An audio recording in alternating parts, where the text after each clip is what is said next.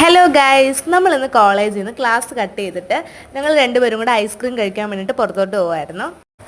അങ്ങനെ യൂട്യൂബിലൊക്കെ നമ്മൾ ഒത്തിരി വീഡിയോസ് കണ്ടിട്ടുണ്ട്. സ്കാൻഡി എന്ന് പറയുന്നൊരു ഷോപ്പിൽ 3 രൂപയ്ക്ക് ഐസ്ക്രീം ഒക്കെ കിട്ടുമെന്ന്. പക്ഷേ അവിടെ ഐസ്ക്രീം ഒന്നും ഇല്ലായിരുന്നു. അവിടെ 10 രൂപ 20 രൂപയ്ക്കൊക്കെ ആയിരുന്നു ഐസ്ക്രീം വരുന്നത്.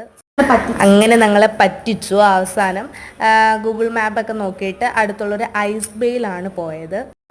അങ്ങനെ ഐസ് ബേയിലോട്ട് കയറാൻ തീരുമാനിച്ചു. അപ്പോൾ ഐസ് ബേയിൽ ഒത്തിരി ഫ്ലേവേഴ്സുള്ള ഐസ്ക്രീംസ് ഉണ്ടായിരുന്നു.